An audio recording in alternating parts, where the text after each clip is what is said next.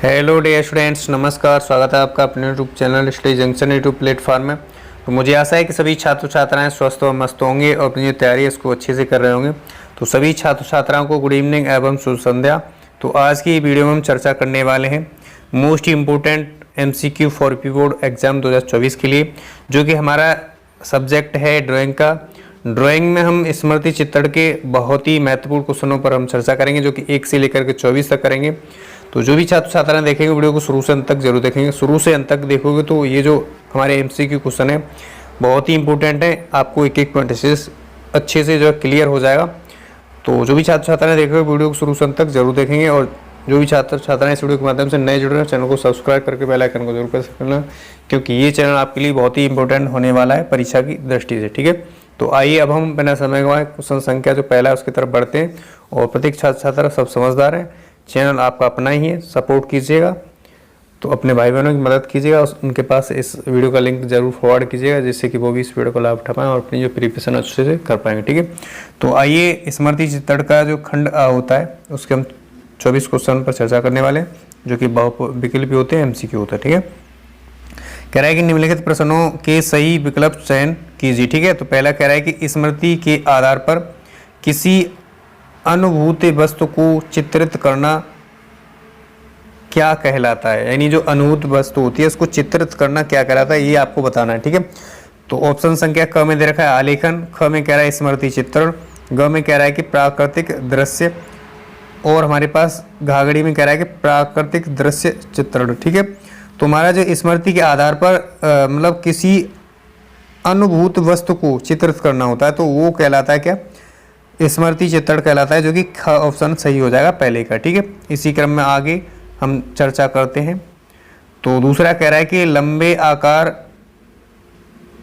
का वस्तुओं को कागज पर, यानी जो लंबे आकार की वस्तुएं होती हैं उनको कागज पर डैश में चित्रित करना चाहिए। तो क वाले ऑप्शन में कह रहा है लंबाई, ख वाले ऑप्शन में कह रहा है कि चौड़ाई, और ग वाले ऑप्शन में कह रहा है कि मध्य, और घाघड़ी वाले ऑप्शन में कह रहा है कि इनमें से कोई नहीं। तो जो आपका दूसरे का हो जाएगा वो सही हो जाएगा, लंबाई में नहीं, जो लंबे आकार की वस्तु होती है उसको लंबाई में चित्रित करना चाहिए। ठीक है, इस प्रकार से चित्रित करना चाहिए। ठीक है, तो हमारा दूसरे का ऑप्शन संख्या क सही हो जाता है यहाँ पे। तीसरे वाला कह रहा है कि स्मृति चित्रण के अंतर्गत चित्र कम से कम कितना बड़ा होना चाहिए, यानी जो स्मृति चित्रण आपको बनाना है, यहाँ से आपको ये भी पता चलेगा कि जो है आपको चित्र, जो आपका चित्र होता है वो आपको जो स्मृति चित्रण वाला दे रखा होता है उसमें कम से कम कितना बड़ा होना चाहिए। जो कि चित्र आपका स्मृति चित्रण का जैसे बैंगन का होता है, आपको मतलब शेड करके बनाया जाता है। अब बैंगन का होता है, लालटेन होता है, और आम का भी होता है, और कप प्लेट भी होता है। जो महत्वपूर्ण चित्र हैं वो बता रहा हूँ आपके लिए। ठीक है, जो कि प्रीवियस पेपर में आए हुए हैं उन चित्रों को। ठीक है, तो कम से कम इसकी लंबाई होना चाहिए। पहले वाले ऑप्शन में कह रहा है कि 12 सेंटीमीटर होना चाहिए, ख वाले में कह रहा है 13 सेंटीमीटर, ग वाले में कह रहा है 14 सेंटीमीटर, और घाघड़ी वाले में कह रहा है 15 सेंटीमीटर। तो आपको ध्यान रखना है पेपर में कि जो आपका चित्र बनाना है, कोई बैंगन का बनाना हो, मूली का बनाना हो, कप प्लेट बनाना हो, लालटेन बनाना हो, जो भी आपको 3 चित्र दिए होंगे स्मृति चित्रण के, तो आपको कम से कम उनकी माप जो स्केल में 15 सेंटीमीटर से नाप के कम नहीं बनाना है। अगर 15 सेंटीमीटर से कम बनाओगे तो आपको एग्जामिनर जो है नंबर काट देगा। ठीक है, इसलिए 15 सेंटीमीटर होना जरूरी है। ठीक है, तो यहाँ से ये भी पता चला कि हमें चित्र कितना बनाना है, 15 सेंटीमीटर का बनाना है। ठीक है, आगे बात करते हैं चौथे में क्या कह रहा है उसकी तरफ बढ़ते हैं। ठीक है, तो जो हमारा चौथा है कह रहा है कि चित्रण को प्रभावी एवं आकर्षक बनाने के लिए किसकी अभिव्यक्ति आवश्यक होती है, यानी जो चित्र है आकर्षण यानी अच्छा दिखाई देना चाहिए, इसको किसकी आवश्यकता मतलब अभिव्यक्ति की आवश्यकता होती है वो बताना। ठीक है, तो ऑप्शन संख्या क में कह रहा है कि छाया, यानी केवल छाया की। ख वाले ऑप्शन में कह रहा है कि छाया यानी जो केवल प्रकाश की कह रहा है, ख वाले ऑप्शन में। ठीक है, ग वाले ऑप्शन में कह रहा है कि छाया एवं प्रकाश दोनों की, और घाघड़ी वाले ऑप्शन में कह रहा है इनमें से कोई नहीं। तो हमारा जो चित्रण को प्रभावी यानी आकर्षक यानी अच्छा लगने के लिए क्या करना चाहिए, छाया एवं प्रकाश जो है दोनों की आवश्यकता होना चाहिए। तो यहाँ पे ऑप्शन संख्या ग वाला सही हो जाता है। ठीक है, इसी क्रम में आगे बात करते हैं। तो पांचवें वाला कह रहा है कि चित्रण में छाया एवं प्रकाश की अभिव्यक्ति के लिए कितने नंबर की पेंसिल का प्रयोग करते हैं, यानी जो पेंसिल बताना है, छाया दिखाना हो, प्रकाश दिखाना हो। जैसे कि लालटेन बनाया, आपको लालटेन की छाया दिखाना हो तो आपको कौन सी पेंसिल का जो है प्रयोग करना चाहिए उसका अभिव्यक्ति दिखाने के लिए। तो क्या क वाले ऑप्शन कह रहा है 2B का, ख वाले ऑप्शन कह रहा है HB का, और जो हमारे पास ग वाले ऑप्शन में कह रहा है 2HV होता है और 3HV होता है, ठीक है। तो आपका HV साइज भी होता है और 2B साइज भी होता है, लेकिन ये जो साइज दे रखे हैं ये नहीं होते। तो जो 5वें वाले का सही हो जाएगा, यहाँ पे सही हो जाता है आपका क, जो कि 2B साइज का जो है शेड वाली पेंसिल, उसका प्रयोग करना चाहिए छाया में प्रकाश दिखाने के लिए, ठीक है। 6वां कह रहा है जैसे जैसे वस्तुएं दृष्टि से दूर होती हैं, वे छोटी, धुंधली और आपस में मिली हुई दिखाई पड़ती हैं, यह किसके कारण होता है। तो आपको पता होगा कि अगर आप कोई भी दूर वाली वस्तुएं देखते हैं तो आपको एक तो मिली जुली दिखाई देती हैं और आपको छोटी यानी छोटी दिखाई देती हैं और आपको धुंधली भी दिखाई देती हैं। तो ये जो कारण होता है, किसके कारण से आपको धुंधली और छोटी दिखाई देती हैं, तो क वाले ऑप्शन में कह रहा है कि नेत्रज्या होता है, ख वाले ऑप्शन में कह रहा है कि मरीचिका होता है, और ग वाले ऑप्शन में कह रहा है कि नेत्र रोग होता है, या ये सभी होता है, ठीक है। तो आपको 6वें का बताना है। 6वें का यहाँ पे जो सही कौन सा हो जाएगा, तो 6वें का हमारा हो जाएगा क वाला ऑप्शन, जो कि नेत्रज्या के कारण जो है छोटी वस्तुएं और धुंधली दिखाई देती, ठीक है। तो यहाँ पे जो 6वें का क सही हो जाता है, ओके। 7वें वाला कह रहा है कि नेत्रज्या के कारण व्रत को कैसा बनाया जाता है, यानी जो नेत्रज्या होता है उसके कारण व्रत को कैसा बनाया जाता है। तो क वाले ऑप्शन में कह रहा है अर्धव्रत, ख वाले ऑप्शन में कह रहा है कि दीर्घ व्रत, और ग वाले ऑप्शन में कह रहा है कि परवलय, और जो घ वाला ऑप्शन कह रहा है कि अंडा के आकार का, यानी अंडा होता है उसके आकार का बनाना चाहिए। तो जो 7वें का यहाँ पे सही हो जाता है, जो कि आपको दीर्घ व्रत के आकार का बनाना चाहिए, जो कि नेत्रज्या के कारण, ठीक है। तो यहाँ पे 7वें का ऑप्शन संख्या ख सही हो जाता है, ओके। तो इसी क्रम में आगे बात कर लेते हैं। 8वें वाले को अच्छे से पढ़ेंगे और एक एक पॉइंट को अच्छे से समझेंगे प्रत्येक क्वेश्चन का, ठीक। तो 8वें वाला कह रहा है कि पेंसिल की नोक को बारीक बनाने के लिए कितने नंबर का रेगमाल का प्रयोग करना चाहिए, यानी जो पेंसिल होता है आपका कच्ची पेंसिल होता है, उसका जो आपको नोक को बारीक यानी पतला बनाना है, तो उसको किस नंबर के रेगमाल से उसका जो है नोक को पतला करना चाहिए। तो ऑप्शन क में कह रहा है 0 नंबर, ख में कह रहा है 1 नंबर, ग में कह रहा है 2 नंबर, और जो घाघड़ी वाला है उसमें 3 नंबर बोल रहा है, ठीक है। तो आपको हमेशा ध्यान रखना है कि जो पेंसिल की नोक को बारीक करते हैं तो जो है 0 नंबर का जो रेगमाल होता है उसकी सहायता से आपको बारीक करना लेना, ठीक है, कर लेना, ओके। यहाँ तक आप अच्छे समझ चुके होंगे। 9वां कह रहा है कि रेखाएं खींचते समय पेंसिल को किसकी तरह पकड़ते हैं। तो ये जो सब हम यहाँ पे चर्चा कर रहे हैं 24 क्वेश्चनों पर, तो ये क्वेश्चन आपके लिए बहुत ही महत्वपूर्ण होने वाले हैं। अन्यथा न लें, वीडियो को शुरू से अंत तक खुद देखें और अपने भाई बहनों अपने मित्रों की मदद जरूर करें। इस वीडियो का लिंक ज़्यादा से ज़्यादा मित्रों में फॉरवर्ड कर दें, क्योंकि ये आपका अपना ही चैनल है, आपका अपना चैनल है। सपोर्ट कीजिएगा, दिल से सपोर्ट कीजिएगा, ठीक है। तो आइए अब हम चर्चा कर लेते हैं। तो 9वां कह रहा है कि मतलब वही कह रहा है कि जो आपकी रेखाएं खींचते समय पेंसिल को किस तरह से पकड़ना चाहिए। तो क वाले ऑप्शन में कह रहा है छड़ी की तरह, ख वाले ऑप्शन में कह रहा है छाते की तरह, ग वाले ऑप्शन में कह रहा है लकड़ी की तरह, और घाघड़ी वाले ऑप्शन में कह रहा है कि पेन की तरह, ठीक है। तो जो आपकी पेंसिल होती है उसको पकड़ना चाहिए किस प्रकार से, तो पेन की तरह पकड़ना चाहिए, है ना। इसमें उलझ जाएगा, क्या करेगा, इस प्रकार का क्वेश्चन में आपको उलझ जाएगा। उलझना नहीं है कि छतरी के प्रकार की, कि छड़ी के प्रकार की, कि लकड़ी के प्रकार की जो पेंसिल होती है तो पेंसिल की तरह पकड़ेंगे, मतलब रेखाएं खींचिए चाहे कुछ साइड करें, पेंसिल की तरह पकड़ोगे ना। ये तो आप बेसिकली यानी बेसिक बात है, तो ये जानकारी तो होना चाहिए, ठीक है। अब हम 10वें की तरफ बढ़ते हैं और बात करते हैं। तो कह रहा है कि शेड देते समय पेंसिल को रखते हैं, यानी जो शेड करते हैं तो पेंसिल को किस प्रकार का रखते हैं, तो क्या क्षैतिज रखते हैं, क वाले ऑप्शन कह रहा है, और ख वाले ऑप्शन कह रहा है लंबवत रखते हैं, और जो हमारे पास गागैया वाले में कह रहा है कि यानी क और ख दोनों प्रकार का जो है पेंसिल पकड़ते हैं, ठीक है। और ग वाले ऑप्शन कह रहा है, सॉरी घड़ी वाले ऑप्शन कह रहा है इनमें से कोई नहीं, यानी इनमें से कोई नहीं। तो आपको हमेशा शेड यानी शेड देना है, तो आपको जो पेंसिल होगा तो उसको किस प्रकार से क्षैतिज, यानी क्षैतिज ये तो होता है क्षैतिज, तो आपको इस प्रकार से तो करना होता है। जब इस प्रकार से करना होता है तो ये क्षैतिज ही तो रखना होता है, तो क्षैतिज रखेंगे। तो क वाला ऑप्शन यहाँ पे सही हो जाता है, जो कि 10वें का क सही हो जाता है, ठीक है।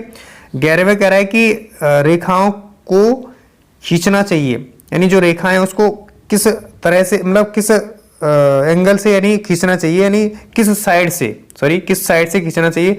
क वाले ऑप्शन ने कह रहा है बाएं से, ख वाले ऑप्शन ने कह रहा है कि दाएं से, ग वाले ऑप्शन ने कह रहा है नीचे से खींचना चाहिए, और घाघड़ी वाले ऑप्शन ने कह रहा है कि इनमें से कोई नहीं, यानी जो ऑप्शन है इनमें से कोई नहीं है, ये बताना है, ठीक है। तो आपको हमेशा जो है लाइन यानी रेखा खींचने के लिए आपको सबसे पहले रेखाएं खींचना चाहिए बाईं ओर से, बाईं से दाएं, यानी जो बाएं से दाएं यानी बाएं से दाएं खींचना चाहिए। हमने बाएं से दाएं, दाएं से बाएं नहीं, बाएं से हमें दाएं खींचना चाहिए, जो कि रेखाएं आपको खींचना चाहिए। ठीक है, इतनी बात अच्छे से क्लियर हो पा रही होगी। अब हम नेक्स्ट जो क्वेश्चन है उसके तरफ बढ़ लेते हैं। ओके, यहाँ बारे में कह रहा है बर्तनों के मुंह अथवा तली आदि को बनाने के लिए कौन सा आकार बनाते हैं?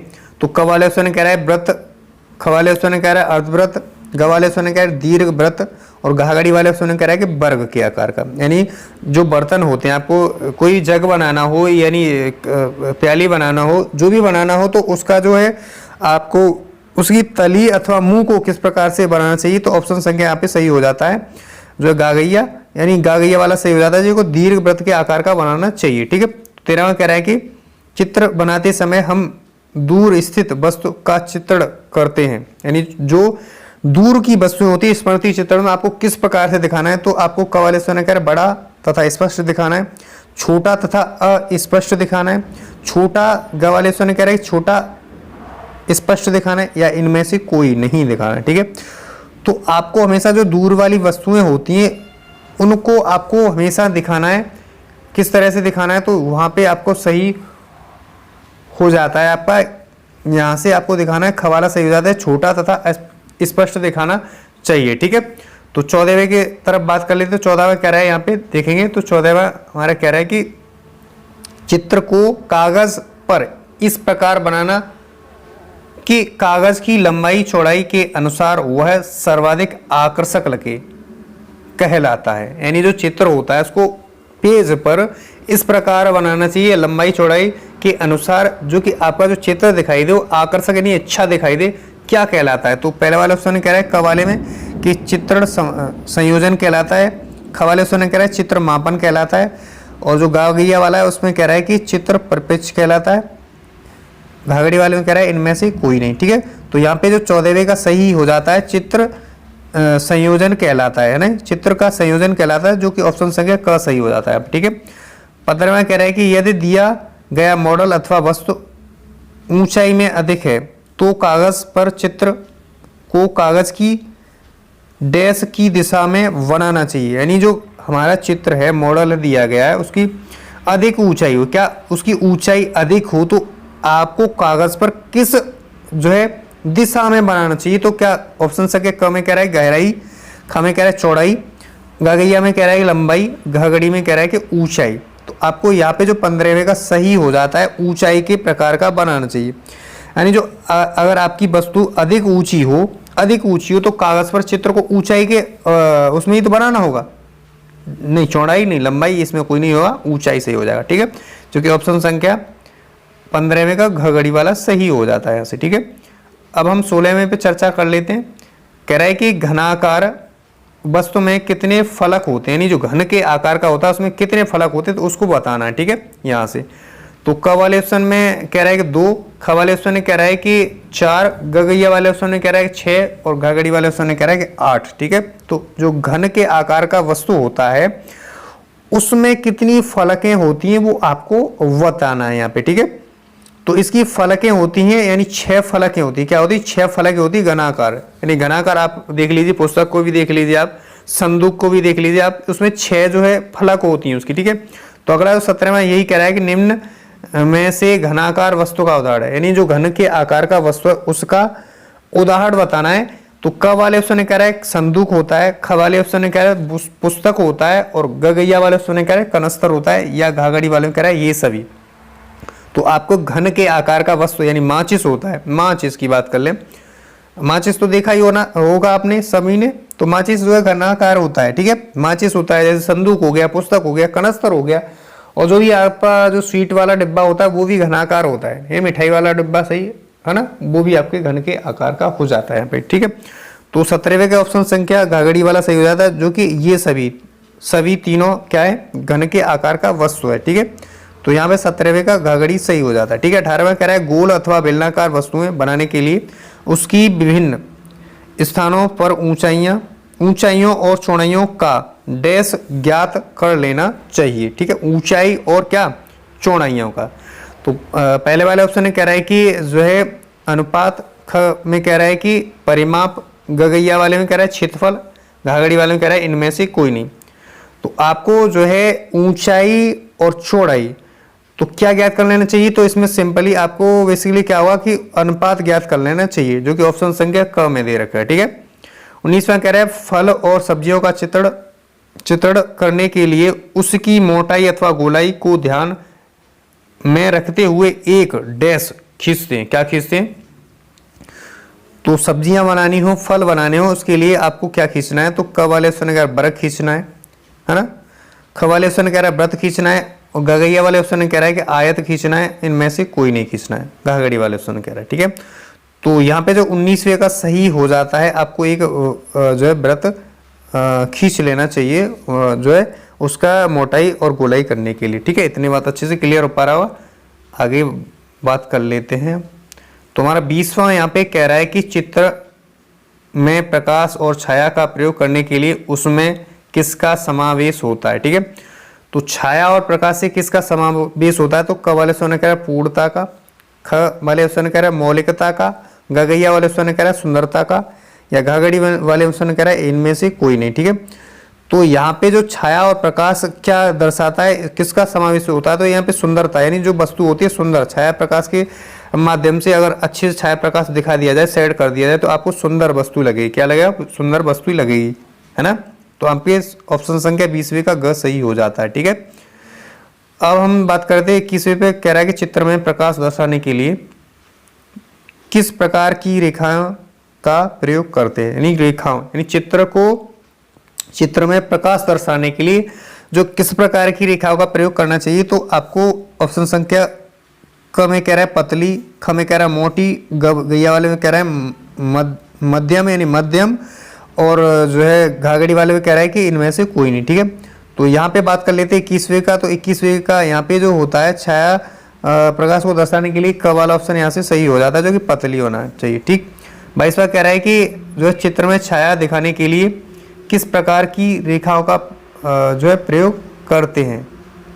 चित्र में छाया, ऊपर दे रहा है छाया, यानी ऊपर क्या कह रहा है, ऊपर प्रकाश की बात कर रहा है, और नीचे में कह रहा है कि छाया, ये ध्यान रखना है। ऊपर प्रकाश की बात कर रहा है, नीचे छाया को दिखाने के लिए क वाले ऑप्शन है पतला यानी पतली, ख वाले ऑप्शन कह रहा है मोटी, ग वाले ऑप्शन है मध्यम, और घाघड़ी वाले ऑप्शन कह रहा है इनमें से कोई नहीं। ठीक है। तो यहाँ पे सही हो जाता है, यानी जो आपको छाया दिखाना है, किसी चीज़ की छाया दिखाना है, तो हमेशा पतले मतलब मोटी होना चाहिए। छाया दिखाने के लिए जो रेखाएं होनी चाहिए वो मोटी होना चाहिए। ठीक है। और आपको प्रकाश दिखाना है, यानी जो प्रकाश दिखाना है वो हमेशा पतली रेखाओं के माध्यम से प्रकाश दिखा देना है। इतना आपको अंतर कर लेना है। ठीक है। तो यहाँ बात करते हैं 23वें की तरफ, और हमारा सेकंड लास्ट क्वेश्चन है। ठीक है। तो कह रहा है यदि किसी चित्र के खड़े भाग में बाईं ओर से शेड डाला गया है, तो उसके ऊपरी भाग में किस दिशा से शेड डालना होगा, यानी डाला जाएगा। यानी शेड करते हैं, अगर किसी चित्र में जो है खड़े भाग में बाईं ओर से डालना है, तो अगर ऊपरी भाग में डालना है तो किस दिशा में डालेंगे, तो ये बताना है आपको। ठीक है।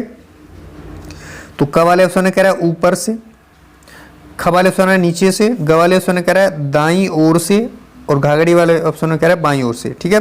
तो 23वें का सही हो जाता है। 23वें का हो जाता है यहाँ पे दाईं ओर से क्या डालना चाहिए, प्रकाश डालना चाहिए। ठीक है। अब हमारा लास्ट क्वेश्चन है इस वीडियो का। तो कह रहा है कि चित्र में शेड का आरंभ किस पेंसिल से करना चाहिए, यानी शेड बनाना चाहिए, यानी शेड आपको किसी वस्तु में बनाना, प्राकृतिक दृश्यचित्र बनाने के लिए बेसिकली उसी में मतलब शेड का प्रयोग किया जाता है। तो आपको शेड बनाना है, यानी शेड करना है, तो आपको क्या करना होगा, किस पेंसिल से करना चाहिए। ठीक है। तो क वाले ऑप्शन कह रहा है 2B, और ख वाले ऑप्शन कह रहा है HB, और गगैया वाले ऑप्शन कह रहा है 2HB, और ये वाले ऑप्शन कह रहा है कि 3HB। ठीक है। तो यहाँ पे हमेशा HB जो पेंसिल होता है उसका प्रयोग करना चाहिए शेड को आरंभ करने के लिए। ठीक है। तो यहाँ पे ऑप्शन संख्या सही हो जाता है, आपका जो है ख सही हो जाता है। तो मुझे आशा है हमने आज की वीडियो में चर्चा की 24 क्वेश्चन जो मल्टीपल चॉइस क्वेश्चन थे। तो मुझे आशा है ये क्वेश्चन आपके लिए बहुत ही इंपॉर्टेंट होने वाले। अगर आपने जो है, हमने इससे पहले आपके लिए 5 वीडियो अपलोड कर दी, ये 6वां भाग होगा, यानी 6वां प्रैक्टिस सेट होगा। हमने 3 प्रैक्टिस सेट दिए, चौथा ये प्रैक्टिस सेट है, 2 हमने आपके लिए जो नोट्स हैं उसके माध्यम से अच्छे समझाया। तो अगर आप इन पूरी 6 वीडियो को आप देख लोगे, शुरू से एंड तक देख लोगे, एक एक पॉइंट को अच्छे से समझ लोगे, तो आपके 20 में 20 आना तय है। गारंटी के साथ कह रहा हूँ 20 में 20 आना तय है। तो बहुत ही मोस्ट इंपोर्टेंट क्वेश्चनों पर चर्चा करते आ रहे हैं लगातार। सामाजिक विज्ञान के जो इंपोर्टेंट क्वेश्चन उन पर चर्चा की है, 7 भाग जो है अपलोड कर दिए गए। तो जिन छात्रों ने वो वीडियो नहीं देखे तो वो जाके जरूर देखना। और आपके लिए जो मैथमेटिक्स के जो थ्योरेटिकल होते हैं उन पर हम चैप्टर वाइज चर्चा कर रहे हैं। तो जिन छात्रों को नहीं देखी है वीडियो वो भी देख लेना, क्योंकि वो भी बहुत महत्वपूर्ण होने वाला है। ठीक है, तो मुझे आशा है कि आपको ये जो वीडियो बहुत ही हेल्पफुल रहने वाली है और एक एक पॉइंट इस वीडियो का अच्छे से समझ में आया। अच्छे से समझ में आया वीडियो को लाइक करें, चैनल पर लाएं तो चैनल को सब्सक्राइब अवश्य कर लेना, क्योंकि ये चैनल बहुत ही महत्वपूर्ण होने वाला है परीक्षा की पॉइंट ऑफ व्यू से। ठीक है, अपने मित्रों की मदद कीजिए। तो आप सभी समझदार हैं, ये आपका अपना ही चैनल है। ठीक है, ज़्यादा से ज़्यादा प्यार व सपोर्ट बनाए रखें। ठीक है, तो आज के लिए बस नहीं, नेक्स्ट वीडियो में हम अगला जो टॉपिक रहेगा मोस्ट इंपोर्टेंट उनके साथ मिलेंगे, क्वेश्चनों के साथ। तब तक के लिए वीडियो देखने की थैंक यू सो मच।